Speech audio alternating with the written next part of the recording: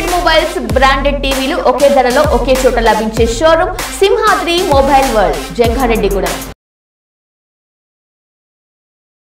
Travel tickets reservation, నగదు లావాదేవీలు, ఆధార్ మరియు నూతన పాన్ కార్డ్, నూతన పాస్పోర్ట్ ఇలా అన్ని రకాల సర్వీసులకు భాస్కర్ ట్రావెల్స్, ప్రతిభా స్కూల్ రోడ్, జంగారెడ్డిగూడెంలో సంప్రదించండి.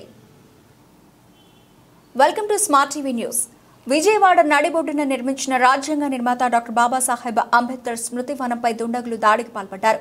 ఈ స్మృతి వనం వద్ద ఏర్పాటు చేసిన మాజీ సీఎం జగన్మోహన్ రెడ్డి పేరును ధ్వంసం చేశారు.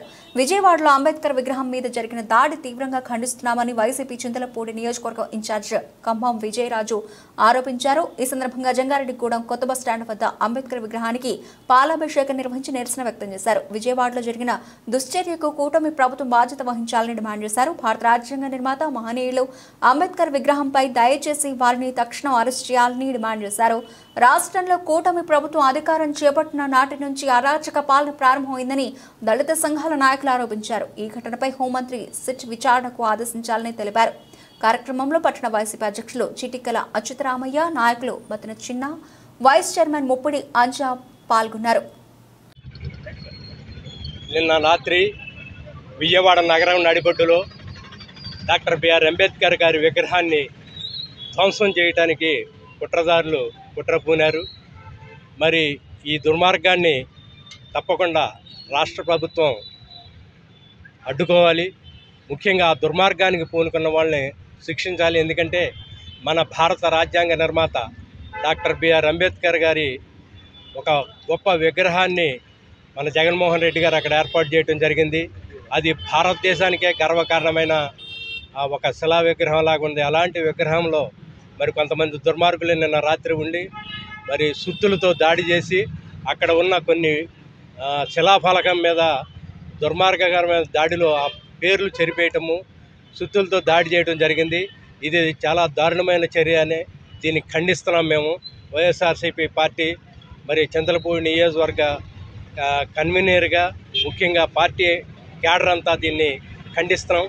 ఈ దుర్మార్గాన్ని ప్రభుత్వం వెంటనే దుర్మార్గులు ఎవరైనా సరే, దోషులు ఎంతటి వాళ్ళైనా సరే శిక్షించాలి. నిన్న రాత్రి జరిగినటువంటి అంబేద్కర్ గారి స్మృతి వనంలో శిలాఫలక విగ్రహాలని ధ్వంసం చేసిన దుండగుల్ని, అది టీడీపీ గవర్నమెంట్ వచ్చిన తర్వాత అన్ని చోట్ల కూడా విగ్రహాలు ధ్వంసం చేయడం, లేదా మున్సిపల్ ఆఫీసులో బోర్డులు ఎన్టీ రామారావు గారి పేరు పెట్టి రాజశేఖర రెడ్డి గారి పేరుని తొలగించి ఎన్టీ రామారావు గారు పెడతాం. ఇలాంటి దుర్మార్గ చర్యలకి ప్రభుత్వం, ఇప్పుడున్న ప్రభుత్వం వీళ్ళ కొమ్ము కాస్తుంది. దాన్ని తక్షణమే ఖండించి మళ్ళీ స్మృతివనంలో దొరబడినటువంటి దొంగల్ని తక్షణం అరెస్టు చేసి అంబేద్కర్ గారి ఆశయాలకి అనుగుణంగా పనిచేస్తున్నటువంటి మా జగన్మోహన్ రెడ్డి గారి నిర్మించిన విగ్రహం అది, తక్షణమే వారిపై చర్య తీసుకోవాలని కోరుకుంటున్నాం. భారత రాజ్యాంగ నిర్మాత,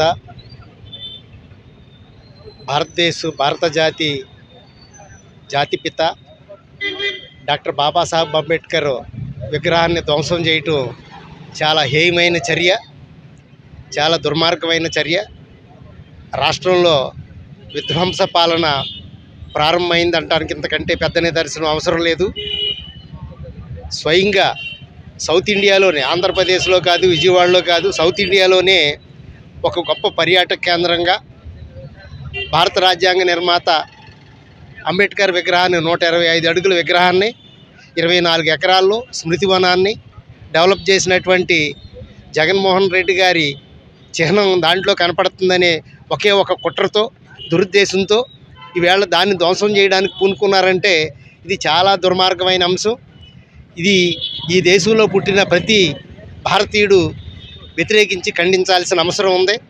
అదేవిధంగా రాష్ట్రంలో ఈవేళ ఒక మహిళా హోంమంత్రి, దళిత వర్గానికి చెందిన హోంమంత్రిగా ఉన్న వారి పాలనలో ఇట్లాంటి విధ్వంసాలు, ఇట్లాంటి దుర్మార్గాలు, ఇట్లాంటి క్రూరమైన హేయమైన చర్యలు జరగటం బాధాకరమైన విషయం. ఆమె స్పందించాలి, ముఖ్యమంత్రి గారు స్పందించాలి. దీని మీద ప్రతి భారతీయుడు స్పందించాలని కోరుతూ ఈ దుర్మార్గమైన ఘటనని ముక్త ఖండంతో ఈ దేశంలో ఉన్న ప్రజలు, ఈ రాష్ట్రంలో ఉన్న ప్రజలు ఖండించాలని కోరుతూ సెలవు తీసుకుంటా ఉన్నారు.